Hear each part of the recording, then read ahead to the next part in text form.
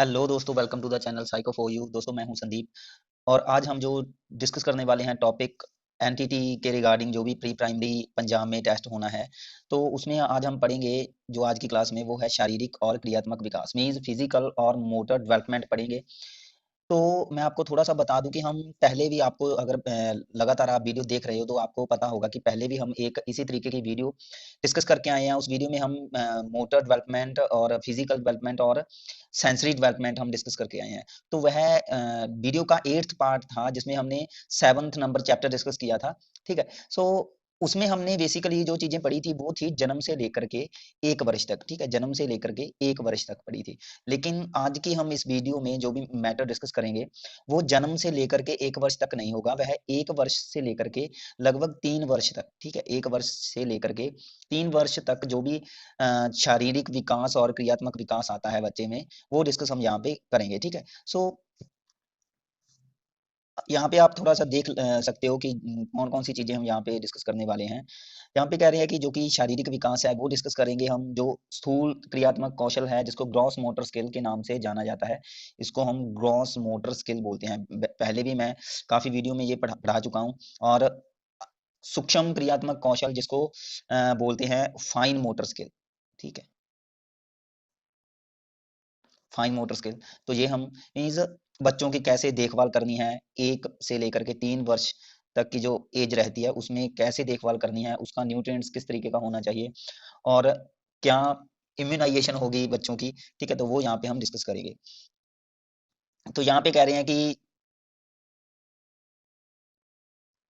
एक एग्ज़ाम्पल दिया है जहाँ पे ऐना, कि ऐना एक लड़की है, तो ऐना से मिलें जो कि 1 माह बाद 3 वर्ष की हो जाएगी, ठीक है? कह रहे हैं कि हम एक लड़की से मिलते हैं, जहाँ पे एग्जाम्पल के तौर पे ये चीजें बताई गई हैं कि भाई एक लड़की है ऐना, तो वह जब 3 वर्ष की हो जाएगी, देखो 1 महीने की है लेकिन 3 वर्ष की तो होगी ना। तो 3 वर्ष की जब वह हो जाती है तो कह रहे हैं वह दौड़ सकती है, एक के बाद दूसरा कदम रख कर, जो वयस्कों की भांति सीढ़ियां भी चढ़ सकती है, ठीक है? और कह रहे हैं कि उल्टा अर्थात पीछे की ओर भी वह चल सकती है और अपने आप को बेहतर तरीके से वह बैलेंस कर सकती है।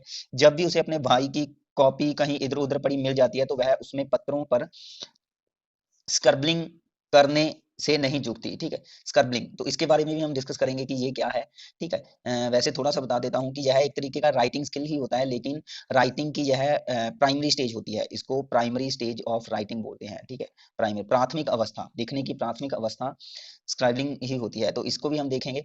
उसके बाद कह रहे हैं कि जबकि एनी को ऐसा करने में मजा आता है, उसके भाई को उसकी इस हरकत पर बहुत ही मीन्स खिज आती है।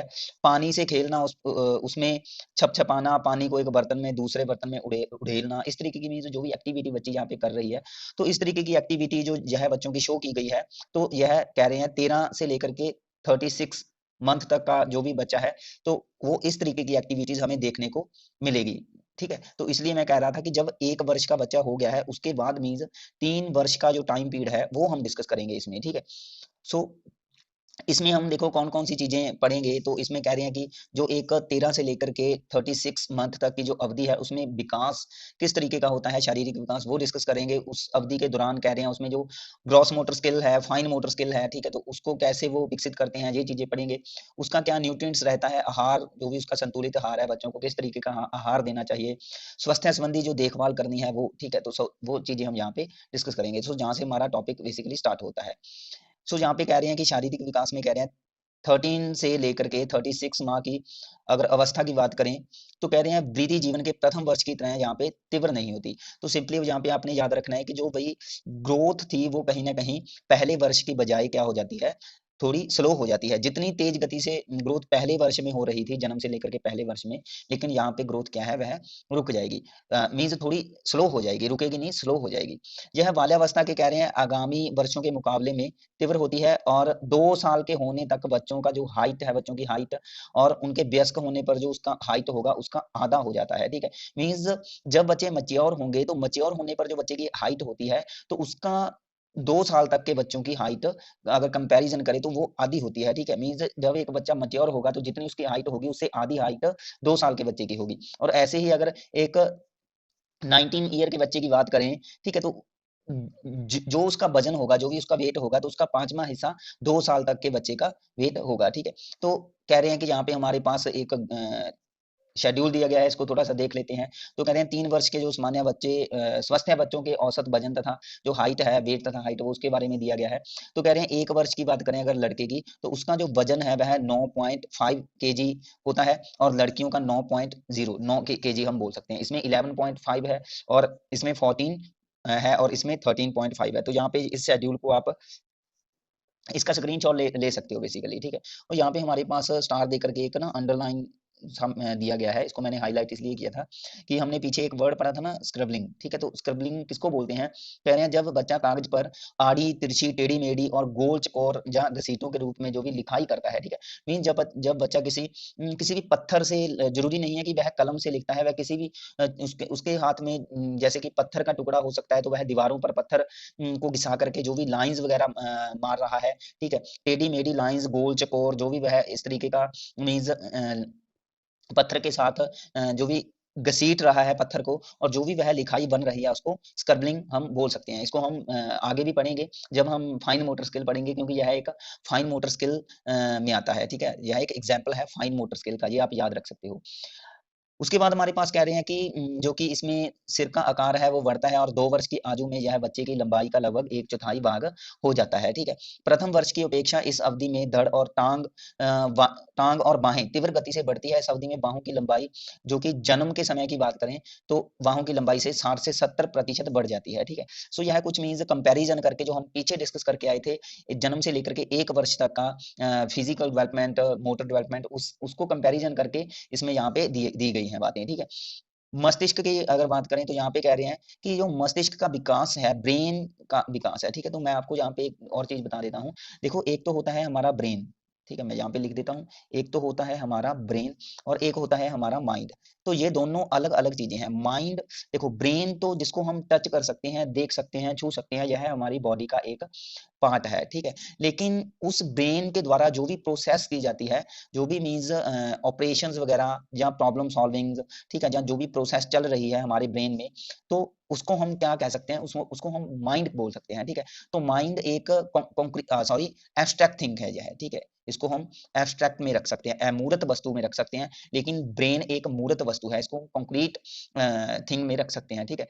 सो कह रहे हैं मस्तिष्क के विकास की बात करें, तो तीव्र गति से होता है, ठीक है। और मस्तिष्क में अधिकांश जो भी उसका नर्वस सिस्टम रहता है, मस्तिष्क में जो भी सेल्स हैं नर्वस सिस्टम से रिलेटेड, तो वो भी क्या है, प्रॉपर तरीके से बनने लग जाते हैं। धीरे धीरे ये कोशिकाएं, कह रहे हैं ये सेल्स हैं नर्वस सिस्टम के, ये आपस में जुड़ करके एक इनका कनेक्शन हो जाता है, और यह बड़े सेल्स में विकसित हो जाते हैं, और विशिष्ट कार्य करने के लिए ये क्या है कि हेल्प करते हैं कहीं ना कहीं बच्चे की। और कह रहे हैं इसके अतिरिक्त जो उसका लैंग्वेज से रिलेटेड और कॉग्निटिव डेवलपमेंट है, वो भी मस्तिष्क के विकास पर भी निर्भर करता है। अगर ब्रेन विकसित हो रहा है बच्चे का, तो हम कह सकते हैं कि उसका मेंटल डेवलपमेंट या कॉग्निटिव डेवलपमेंट और लैंग्वेज के रिगार्डिंग भी उसमें क्या है, विकास आएगा, ठीक है। और इसके बाद कह रहे हैं विकास मस्तिष्क की परिपक्वता से घनिष्ठ रूप से मीन्स विकास में अगर मस्तिष्क की बात करें, अगर मस्तिष्क बढ़ रहा है, तो इट मीन्स मस्तिष्क क्या हो रहा है, परिपक्व हो रहा है। तो परिपक्वता, तो मैंने आपको बताया था कि परिपक्वता को बोलते हैं, और मैच्योरिटी। और अगर बात आए कि मैच्योरिटी का सिद्धांत किसने दिया था, वो थे अर्नोल्ड गैसल, ठीक है, अर्नोल्ड गैसल।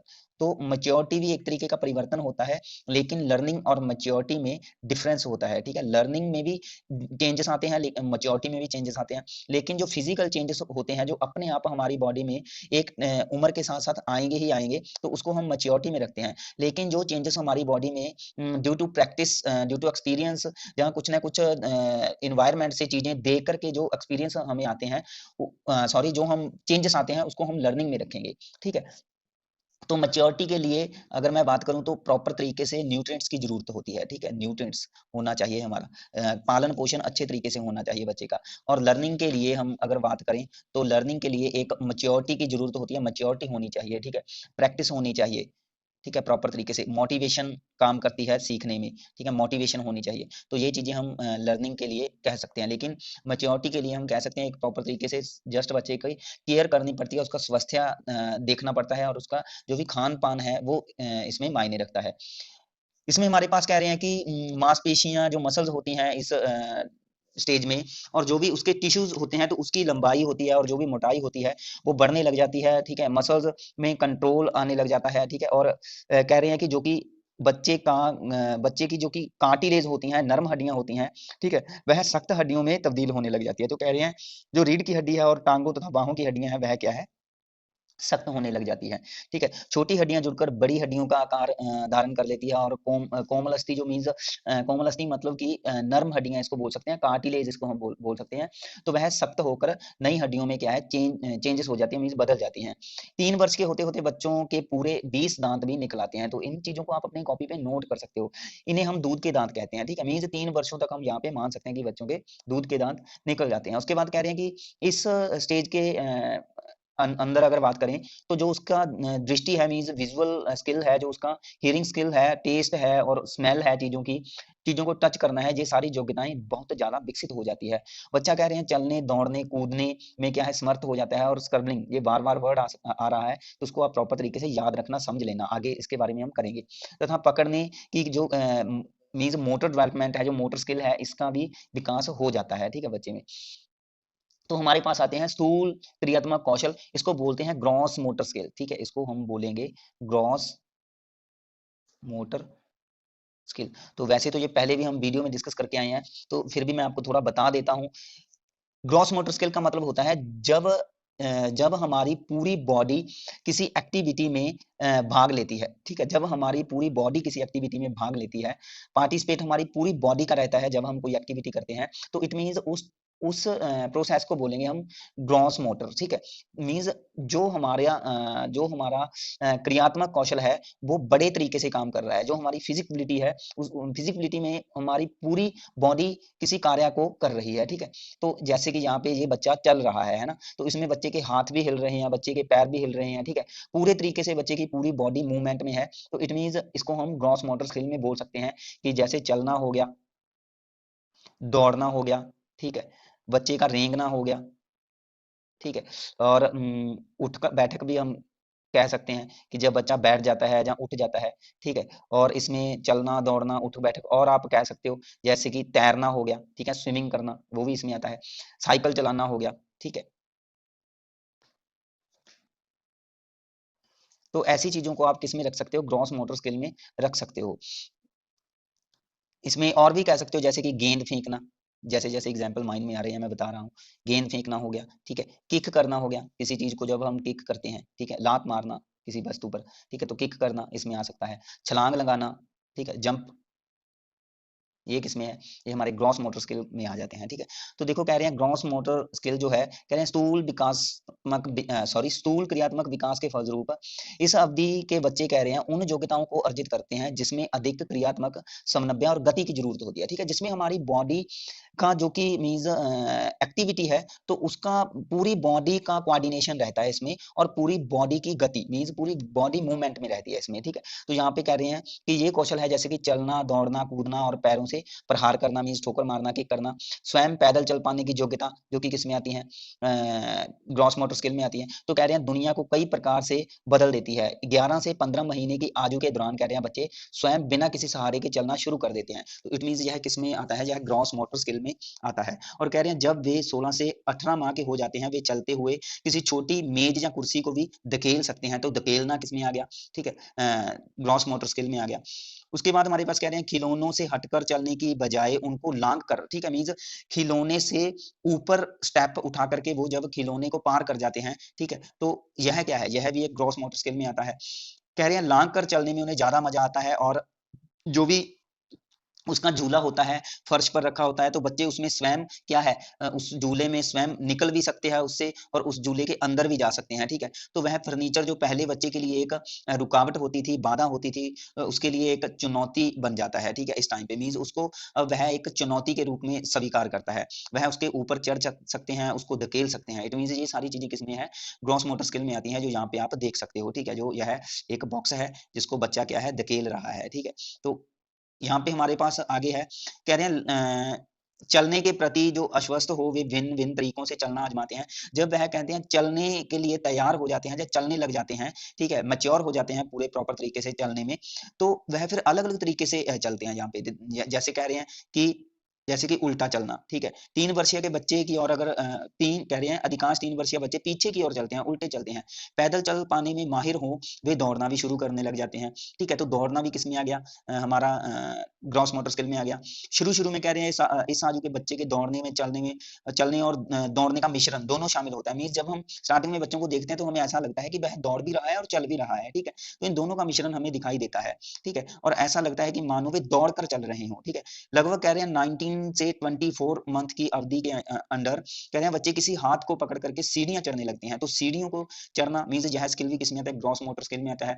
घुटनों के बल चलकर जब वह सीढ़ियों को चढ़ते हैं, उतर जाते हैं, ठीक है। तो यह किसमें है? ग्रॉस मोटर स्किल में आता है। ये सारी चीजें जो हम डिस्कस कर रहे हैं, जो हाईलाइट की गई हैं, ठीक है, ये इसलिए की गई हैं ताकि आपको ग्रॉस मोटर के एग्जाम्पल्स का पता चल सके, ठीक है। दूसरे और तीसरे साल के अंतर्गत कह रहे हैं वे किसी सहारे को पकड़कर बारी-बारी से एक पाँव के दूसरे पाँव उठाकर सीढ़ियाँ चढ़ने में सक्षम हो जाते हैं। 3 वर्ष के कई बच्चे 3 पहियों वाली जो एक छोटी साइकिल है उसको भी चला सकते हैं, ठीक है। तो जो 3 पहियों वाली साइकिल होती है, ठीक है, वो भी बच्चे चलाने में माहिर हो जाते हैं। मीन्स उसको वो ऑलरेडी बैलेंस होती है, तो क्योंकि बच्चे जैसे कि साइकिल चलाते समय, ठीक है, अ, बैलेंस नहीं कर सकते 2 पहिए वाली साइकिल को, तो इसलिए यहाँ पे वह 3 पहिए वाली गाड़ी चला सकते हैं, ठीक है। तो यहाँ पे आप देख सकते हो बच्चा सीढ़ियाँ चढ़ रहा है। तो हमारे पास यहाँ पे कह रहे हैं इन्हीं क्रियाओं के दौरान बच्चा जंपिंग करना भी सीख जाता है और अधिकांश 2 वर्ष के बच्चे थोड़ी ऊंचाई मीन्स 1 या 1.5 फुट तक दोनों पाँवों को एक साथ उठा करके कूद सकते हैं। 3 वर्षीय जो बच्चा होता है, वह बड़ी गेंद होती है और वस्तुएँ होती हैं, उसके खिलौनों पर पैरों से प्रहार कर सकता है, मीन्स ठोकर मारना, है ना? तो ये किक करना मीन्स किसमें आता है? यह भी ग्रॉस मोटर स्किल में आता है, गेंद को फेंकना, ठीक है? तो वे ऐसे समन्वित रूप से नहीं कर पाते और उनका पाँव कह रहे हैं ठीक गेंद पर नहीं पड़ता। मीन्स वह किक मारना मार तो देता है बट एक बैलेंस तरीके से, ठीक है? एक कोऑर्डिनेशन बना करके उसको किक नहीं करना आता बट फिर भी वह किक कर देते हैं, ठीक है? बट ये नहीं पता कि गेंद को किस दिशा में भेजना है, ठीक है। एक तो किक करना होता है कि गेंद को उसी दिशा में किक करके उस दिशा में एक डायरेक्शन देना, है ना, बॉल को। लेकिन यहाँ पे बच्चे उसको प्रॉपर तरीके से डायरेक्शन नहीं दे पाएंगे, जस्ट किक कर देंगे। तो ये बात कही गई है कि यहाँ पे कहा गया है ना कि समन्वित रूप से नहीं कर पाते, मीन्स एक डायरेक्शन नहीं दे पाते, लेकिन किक जरूर कर देते हैं। इस आयु वर्ग के बच्चे कह रहे हैं गेंद फेंकने और पकड़ने वाली क्रियाएं भी कर सकते हैं। तो ये सारी किस्में आती हैं ग्रॉस मोटर स्किल में ही आती हैं। उसके बाद हमारे पास कह रहे हैं कि इन कौशलों के लिए क्या होना ज़रूरी है? दृष्टि और हाथों की क्रिया में बेहतर समन्वय मीन्स आई हैंड कोऑर्डिनेशन, ठीक है? तो इसके लिए आई हैंड कोऑर्डिनेशन का होना बहुत ज़रूरी है, ठीक है? तो यहाँ पे मैं लिख देना है आई हैंड मीन्स आँखों का और हाथों का जो एक कोऑर्डिनेशन बनता है, वो होना ज़रूरी है, जो कि कह रहे हैं शाला पूर्व वर्षों में क्या हो जाता है? विकसित हो जाता है, ठीक है? तो एक मैं बात आपको और बता दूँ कि जब लगभग 20 के नियर अबाउट वीडियोज़ हम अपलोड कर देंगे तो 20 वीडियो के बाद मैं 2 या 3 वीडियोज़ आपको क्वेश्चनिंग की भी लेकर के आऊँगा, जो कि कहीं न कहीं आपको अंदाज़ा हो जाएगा कि भई आपके एनटीटी के सिलेबस में किस तरीके के क्वेश्चन आपको देखने को मिल सकते हैं, ठीक है? तो लगभग 20 वीडियो का मैं लगभग टारगेट मान करके चला हूँ कि एक बार हमने अपलोड करनी है 20 वीडियोज़, ठीक है? तो देखते हैं बाकी क्या बनता है। तो आगे हमारे पास यहाँ पे कह रहे हैं कि बच्चों के लिए जो प्रत्येक वस्तु है, पुस्तक, गिलास, बर्तन, वह एक खिलौना ही होता है। वह उसका अन्वेषण करते हैं मीन्स ये हम पहले भी पढ़ के आए हैं कि खोज करने की प्रवृत्ति, ठीक है? नेचुरली उसमें होते ही होती है, स्वाभाविक रूप से बच्चे क्या है चीज़ों को देखते हैं, तो उसको जानने की कोशिश करते हैं, तो इट मीन्स उसको अन्वेषण करना ही बोलते हैं। फिर उसे छोड़कर किसी नई वस्तु को ढूँढते हैं। बच्चों के लिए कह रहे हैं गतिशीलता और गतिविधि का क्या महत्व है? तो कह रहे हैं गतिशीलता बच्चों को खोज कर पाने के अवसर देती है। क्रियाओं के दौरान जो भी एक्टिविटीज़ करते हैं बच्चे, तो आस-पास की जो भी दुनिया है उसके बारे में जानने की कोशिश करते हैं, लोगों के संपर्क में आते हैं और गतिशीलता से कह रहे हैं वह बैलेंस करना और कोऑर्डिनेशन बेहतर तरीके से करना सीख जाते हैं। जब वे वस्तुओं को एक-दूसरे के ऊपर रखते हैं और उन्हें धकेलते हैं, अपने खिलौनों को एक जगह से उठाकर दूसरी जगह पर रखते हैं, तब वे सीखते हैं कि वह अपने आस-पास की चीज़ों पर क्या प्रभाव डाल सकते हैं। मीन्स इन चीज़ों का वह फिर पता चलता है उसे कि इन चीज़ों का क्या इफ़ेक्ट है हम पर या हमारे जीवन पर, ठीक है? तो वस्तुओं के बारे में उसको पकड़ करके, फेंक करके छू करके ऐसे जो जानकारी ले रहा है जहाँ पे बच्चा, ठीक है। इसके बाद हमारे पास कह रहे हैं कि बच्चों के में इस एज में सेल्फ इमेज, ठीक है। सेल्फ इमेज और कह रहे हैं सेल्फ एस्टीम भी विकसित हो जाता है, ठीक है। सेल्फ इमेज और सेल्फ एस्टीम इसमें इसका विकास भी हो जाता है। सो सेल्फ इमेज का मतलब है यहाँ पे सेल्फ इमेज देखो सेल्फ इमेज को हम कह सकते हैं कि जो भी अपना मीन्स अपने बारे में प्रॉपर तरीके से बच्चा हम कह सकते हैं कि समझने लग जाता है सेल्फ इमेज में, ठीक है? और सेल्फ एस्टीम में उसको उसको मीन्स पता चलने लग जाता है भी उसकी भी कोई ना कोई पहचान है समाज में, ठीक है, उसकी भी कोई ना कोई वैल्यू है समाज में, ठीक है, तो उसको यहाँ पे ये चीजें महसूस होने लग जाती है बच्चे को। इसके बाद हमारे पास आया है सूक्ष्म क्रियात्मक कौशल, ठीक है, सूक्ष्म क्रियात्मक कौशल, तो इसको देख लेते हैं फाइन मोटर स्किल, बेसिकली इसको हम इंग्लिश में फाइन मोटर स्किल कह सकते हैं, ठीक है, फाइन मोटर स्किल। इसमें क्या कह रहे हैं, कह रहे हैं 13 से 36 मंथ की अवधि के दौरान बच्चे अपने हाथों का प्रयोग अधिक कुशलता से कर पाते हैं। मीन यहाँ पे बच्चे जस्ट बात की गई है अपने हाथों का प्रयोग कुशलता से कर पाते हैं। वे छोटी छोटी वस्तुओं को बेहतर ढंग से उठा सकते हैं, पकड़ सकते हैं। मीन्स वे ऐसे कार्य कर पाते हैं जो उनके लिए पहले जो डिफिकल्ट होते थे, ठीक है, उनको डिफिकल्टीज महसूस होती थी, लेकिन अब उन्हें यह ईजी लगता है, ठीक है, यह एक्टिविटीज करना। तो फाइन मोटर स्किल को मैं थोड़ा सा आपको बता दूं कि वही इसमें बच्चे की या हमारी पूरी बॉडी है जो वो भाग नहीं लेती, ठीक है, पूरी बॉडी भाग नहीं लेती इसमें, ठीक है,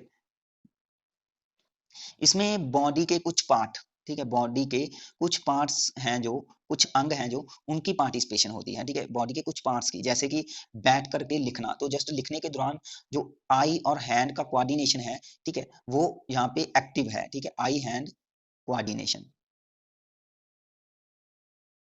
वो यहाँ पे एक्टिव है, आई हैंड कोऑर्डिनेशन, क्लियर है। तो यहाँ पे हम थोड़ा देख लेते हैं क्या करना है, इसको हम सिंपली होल्ड करना कह सकते हैं, ठीक है।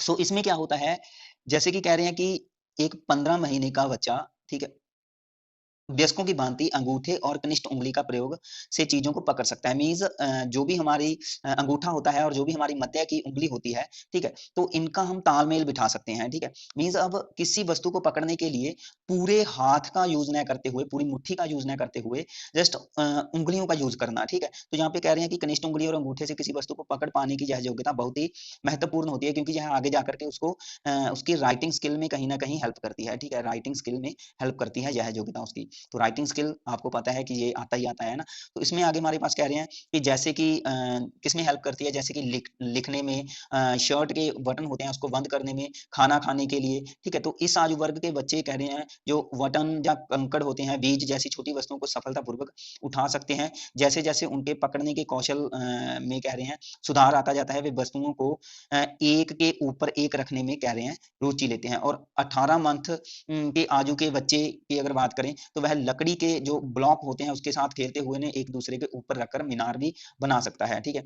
आंखों और हाथों के बीच जो पीछे भी हम डिस्कस करके आए हैं, ठीक है, जो कोऑर्डिनेशन है, ठीक है, समन्वय है, वो विकसित होने से कह रहे हैं जो पालनकर्ता द्वारा डिब्बे के ढक्कन में बनाए गए छोटे छोटे छेदों में से बच्चे बटन और कंकड़ डाल पाते हैं। 3 वर्ष के होने तक वे पुस्तकों जो पुस्तक होती है के कुछ पन्नों को पलट सकते हैं, ठीक है। मीन्स अब यहाँ पे पुस्तक के पन्नों को पलटना, अपनी शर्ट के बटन को बंद करना, ठीक है, कंकड़ को किसी होल में डालना या बॉटल में डालना कह सकते हैं, और ब्लॉक को एक के ऊपर एक रख करके एक बिल्डिंग का निर्माण करना। इट मीन्स ऐसी चीजें जो कर रहा है बच्चा, ये सारी फाइन मोटर स्किल में आती हैं, ठीक है। उसके बाद हमारे पास देखो मैंने कहा था, तो ये हमारे पास आएगा, तो यहाँ पे आया है स्क्रबलिंग, ठीक है। तो यह एक स्क्रबलिंग होता क्या है, यह मेनली जो हमारा राइटिंग स्किल है, ठीक है, राइटिंग स्किल का ही एक हम कह सकते हैं अवस्था होती है, एक स्टेज होती है, ठीक है। मीन्स जब बच्चा लिखना सीखेगा ना, तो वह सीधे ही नहीं इस तरीके के अक्षर जैसे कि वहां पे सीखता है, स्टार्टिंग में बच्चा स्क्रबलिंग ही करता है, ठीक है। तो यहाँ पे हमारे पास देखो कह रहे हैं कि कागज या किसी भी सतह पर जो लेखन सामग्री से आड़ी तिरछी टेढ़ी मेढ़ी गोल चकोर जो भी हम लाइंस का यूज करते हैं, ठीक है, तो उसे बोलते हैं स्क्रबलिंग, ठीक है। तो आमतौर पर कह रहे हैं कि जीवन के दूसरे वर्ष में ही बच्चे जो पेन है, पेंसिल है, रंग है, या कोई पत्थर का टुकड़ा है, ठीक है, उन्हें देखकर वह उठा करके दीवार पर, कागज पर या किसी भी तरह से क्या करने लग जाते हैं, स्क्रबलिंग करने लग जाते हैं। और कह रहे हैं स्क्रबलिंग लिखाई करने का प्रारंभिक अवस्था है, तो इस बात को आप अपनी कॉपी पे नोट कर लो।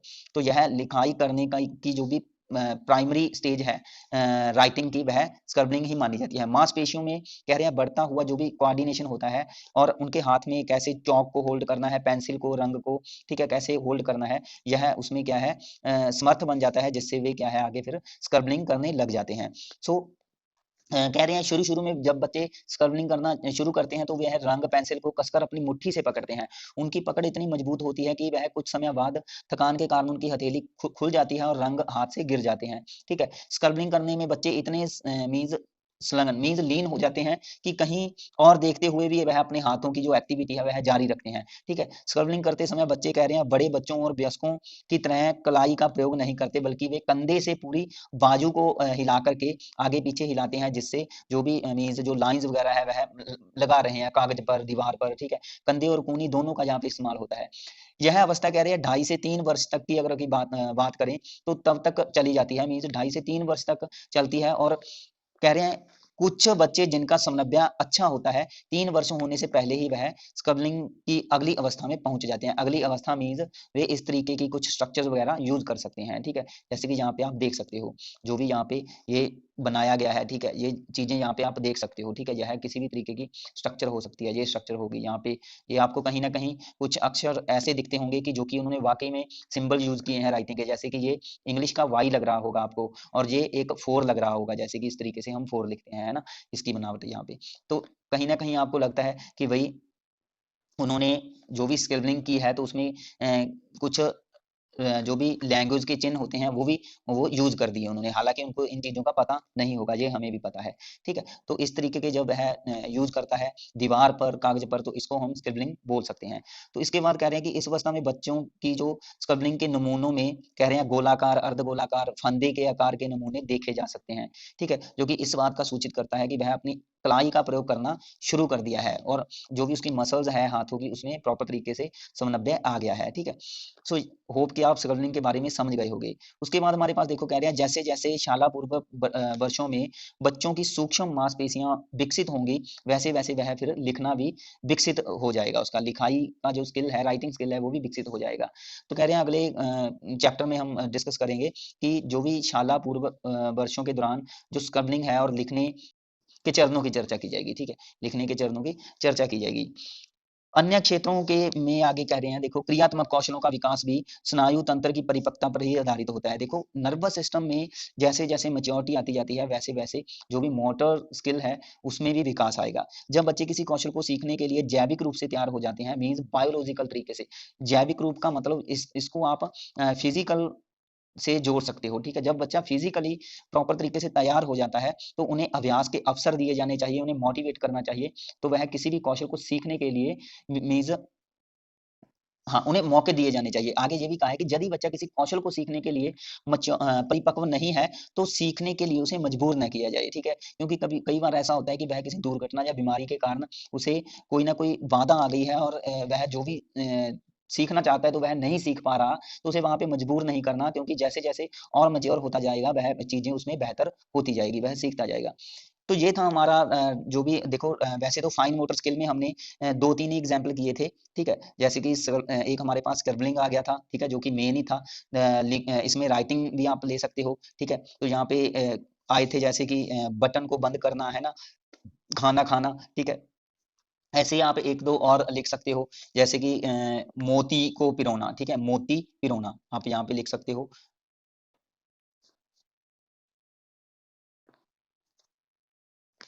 एक लड़की अगर मेहंदी लगा रही है, ठीक है, मेहंदी लगाना, वैसे मेहंदी लगाना 2 से 3 वर्ष की योग्यता नहीं है, यह जो सॉरी 1 वर्ष से लेकर के 3 वर्ष तक की योग्यता नहीं है मेहंदी लगाना। ठीक है, इसके लिए प्रॉपर कोऑर्डिनेशन होना चाहिए। तो लेकिन यह वैसे एक स्किल है जो कि फाइन मोटर स्किल में ही आता है। ठीक है, मोती पिरोना, मेहंदी लगाना, किसी चीज को होल्ड करना जो हम वैसे ही कर चुके हैं। ठीक है, पेंटिंग करना।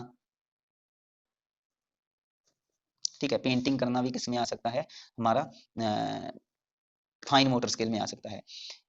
आगे हम देख लेते हैं, हमारे पास टॉपिक आया बच्चों की देखभाल। तो देखभाल में बच्चों की केयर में देखो यहाँ पे जब बच्चा 1 से 3 वर्ष का है, मीन्स उसके इस टाइम पीरियड के बीचों बीच किस तरीके से उसका ख्याल रखना है।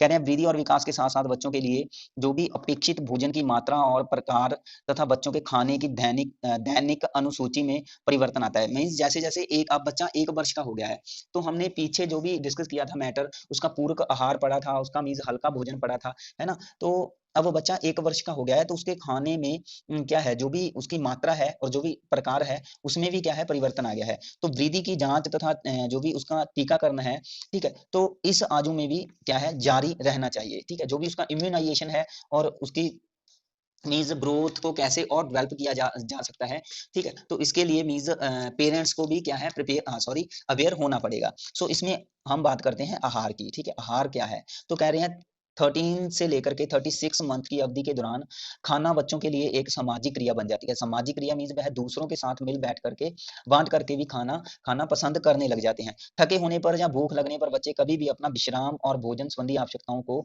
अभिव्यक्त नहीं कर पाते, ठीक है। ऐसे में वे रोते हैं या चिड़चिड़े हो जाते हैं। जब बच्चे खेल में मीन्स संलग्न रहते हैं, लीन होते हैं, तो संभव है कि वे खाने की ओर कम ध्यान देंगे, लेकिन उन्हें क्योंकि उन्हें उस टाइम पे भूख का एहसास नहीं होगा। लेकिन जैसे ही वह खेलना बंद कर देंगे तो उनकी एनर्जी भी वेस्ट हुई है, तो कहीं न कहीं उन्हें भूख लग सकती है, ठीक है। तो ऐसे में पेरेंट्स को थोड़ा ध्यान रखना चाहिए, या माँ को ध्यान रखना चाहिए कि भई इस टाइम पे बच्चा भूखा हो सकता है, तो उसे कुछ न कुछ एनर्जी के लिए खाने को दे दिया जाए, ठीक है। सो कह रहे हैं कई बार भोजन करते समय बच्चे अपनी मनमानी करने की जिद करते हैं, और कभी-कभी माँ भी बच्चों पर जोर डालती है कि उसे जो दिया जा रहा है वह उसे खा ले। परंतु यदि बच्चा या बालिका एक विशेष खाद्य पदार्थ नहीं खाती, या उसे पसंद नहीं है खाना, ठीक है, उस टाइम पे, तो इस विशेष खाद्य को खाने के लिए उसे मजबूर न किया जाए।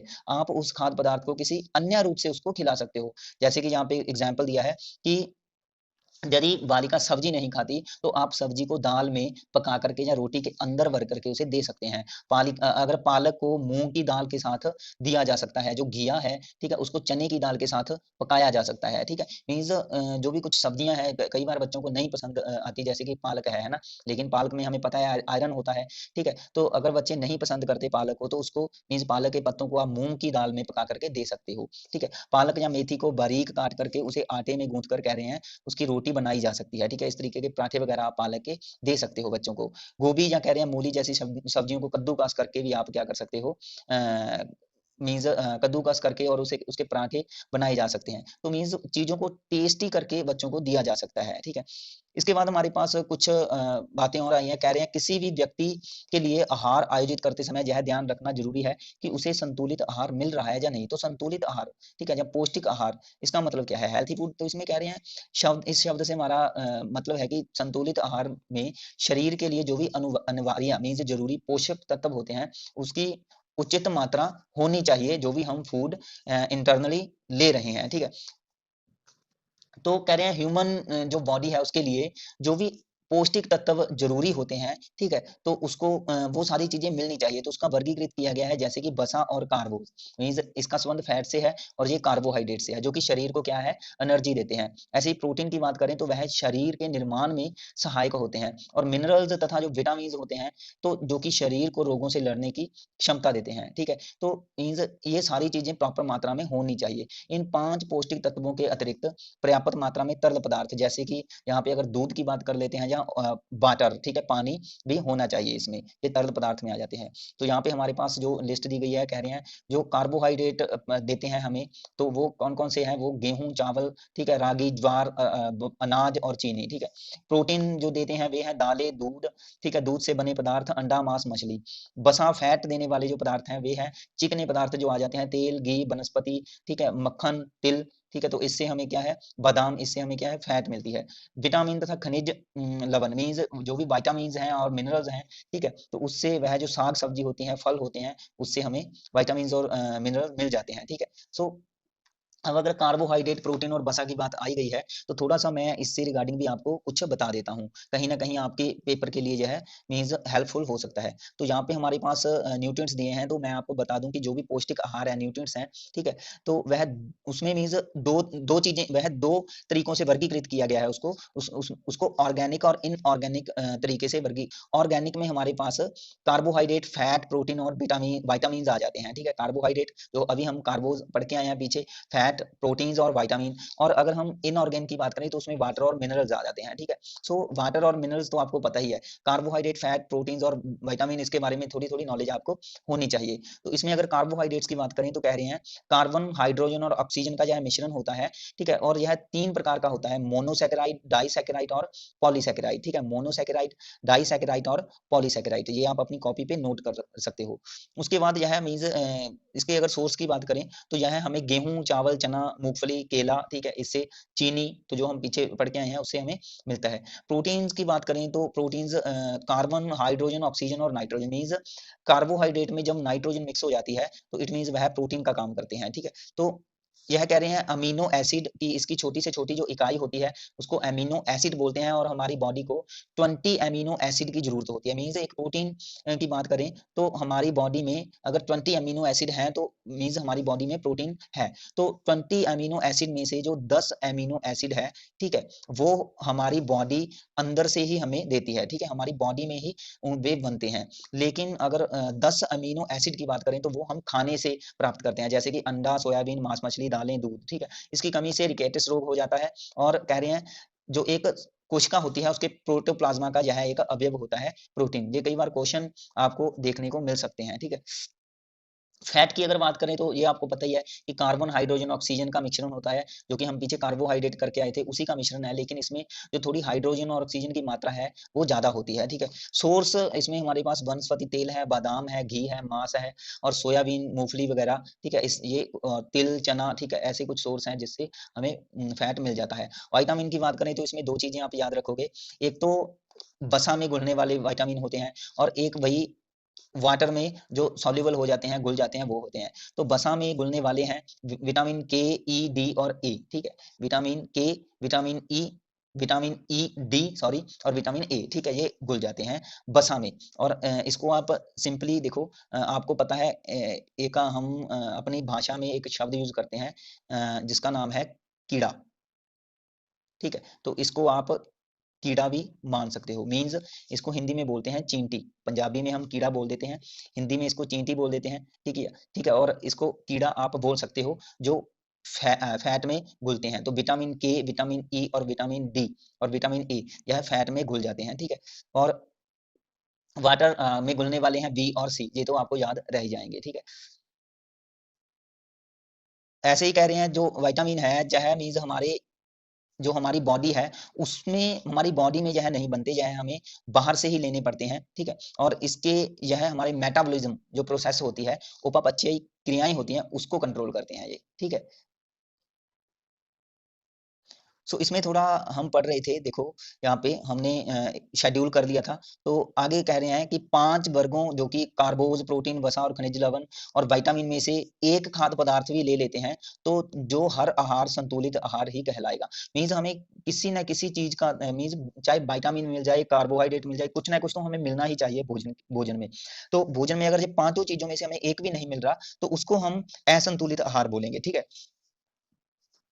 तो कह रहे हैं प्रत्येक आहार अगर संतुलित होगा, विशेषकर उसमें हम 3 मुख्य आहार रखते हैं, जैसे कि सुबह का नाश्ता, दोपहर का भोजन और रात्रि का भोजन।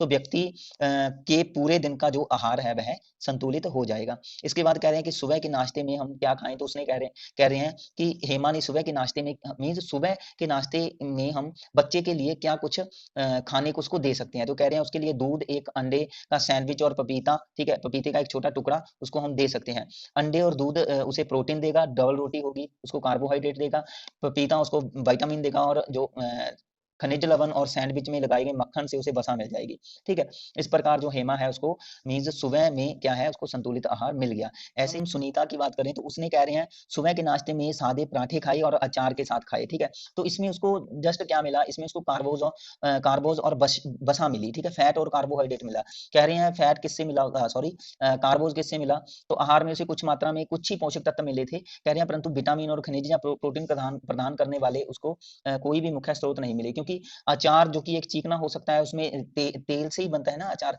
तो मीन्स उसको वसा मिल गई, और पराठे से उसको कार्बोहाइड्रेट मिल गया, ठीक है। लेकिन इसको इसमें कह रहे हैं इस आहार में शामिल नहीं था ये चीजें, विटामिन, खनिज और प्रोटीन। उसके बाद कह रहे हैं इम्यूनाइजेशन की अगर बात करें तो पिछले ही हम वीडियोस में डिस्कस करके आए हैं कि भाई जो इम्यूनाइजेशन है, टीकाकरण है, ठीक है, वो पीछे हम वैसे तो डिस्कस करके आए हैं, लेकिन इस वर्षों में भी, इन वर्षों में भी मीन्स 1 वर्ष से लेकर के 3 वर्षों तक की अगर बात करें, या इसको आप 13 से 36 माह की अवधि भी इसको बोल सकते हैं, तो इसमें भी टीकाकरण जारी रहना चाहिए। कह रहे हैं 16 से लगभग 24 मंथ की अगर बात करें, 16 टू 24 मंथ की, तो आयु, इसकी आयु में बच्चों को डीपीटी, ठीक है, तो इसमें भी डीपीटी का और पोलियो का जो कि बूस्टर है वो देना चाहिए, ठीक है। बूस्टर खुराक देते समय याद रखें कि पिछली खुराक के पूरे 1 वर्ष के बाद ही दी जा रही हो, ठीक है। मीन्स उसे ध्यान ये भी होना चाहिए कि भाई उसको 1 वर्ष हो गया हो, फिर ही उसे डीपीटी और पोलियो के बूस्टर जो खुराक है वह दी जानी चाहिए, ठीक है। सो भाई यहाँ पे हमारे पास जो डीपीटी की बात आई है, ठीक है। पीछे भी हमने डीपीटी का टीका किया था। पीछे हमने आपको याद होगा जो कि 1 से लेकर के 1.5 मंथ तक हमने किया था बीसीजी का टीका, सॉरी जन्म के समय हमने बीसीजी का टीका किया था, जन्म के समय, ठीक है। बीसीजी का टीका जन्म के समय और पोलियो की खुराक, और 1 मंथ से लेकर के 1.5 मंथ तक अगर बात करें तो हमने डीपीटी का टीका और पोलियो की खुराक पढ़ी थी, है ना। मैं थोड़ा यहाँ पे शेड्यूल वो आपको रिवाइज करवा देता हूँ, ठीक है। देखो हमने जन्म, जब बच्चे का जन्म होता है तो जन्म के समय हमने किया बीसीजी, ठीक है, और पोलियो की खुराक, ठीक है। और 1 से लेकर के 1.5 मंथ तक, ठीक है, 1 से लेकर के 1.5 मंथ तक अगर बात करें तो उसमें हमने किया था डीपीटी का, ठीक है, और पोलियो की खुराक, ठीक है। ऐसे ही 2 से लेकर के 2.5 मंथ तक की बात करें तो उसमें भी हमने सेम डीपीटी और पोलियो, और 3 से लेकर के 3.5, ठीक है, की बात करें उसमें भी हमने डीपीटी और पोलियो, तो ये हमने पढ़ा था। तो मैं यहाँ पे बस जस्ट और लास्ट में एक हमने ये भी पढ़ा था कि 9 से लेकर के 12 मंथ के बीच उसको खसरे का टीका, ठीक है, खसरे का टीका, खसरे का टीका लगना चाहिए। और एक हमने ना आई थिंक 6 चैप्टर था, आई थिंक 7th पार्ट था वीडियो का, उसमें हमने पढ़ा था, एक वर्ड पढ़ा था रूबेला, ठीक है, रूबेला, जिसको जर्मन खसरा बोल देते हैं, जर्मन खसरा, ठीक है। तो कई बार अगर क्वेश्चन में आए कि जर्मन खसरे का दूसरा नाम, तो ये आप याद रखना, रूबेला, ठीक है। सो यहाँ पे जो हमने बीसीजी किया, ठीक है, बीसीजी इसकी फुल फॉर्म आपने याद रखनी है, वैसिल कैलमेट और वैसिल कैलमेट और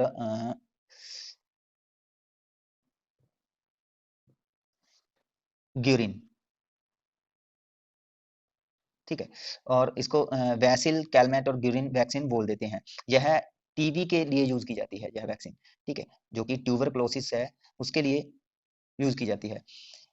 अगर मैं बात करूं डीपीटी की, ठीक है, तो इसकी आप फुल फॉर्म याद रखना, इसको बोलते हैं डिप्थीरिया, ठीक है। डी से है डिप्थीरिया, पी से है पार्टूसिस, और टी से है टेटनस, ठीक है, टेटनस। सो डिप्थीरिया, पार्टूसिस और टेटनस, इसमें मीन्स यह 3 बीमारियां हैं, डिप्थीरिया, पार्टूसिस, सॉरी, हाँ, पार्टूसिस और टेटनस, ठीक है। ये तीनों बीमारियों का एक बूस्टर दिया जाता है, ठीक है। तो ये आपने जस्ट याद रखना है। पार्टूसिस को काली खांसी बोलते हैं, ठीक है, जो हमने पढ़ा, पार्टूसिस इसको काली खांसी बोल देते हैं।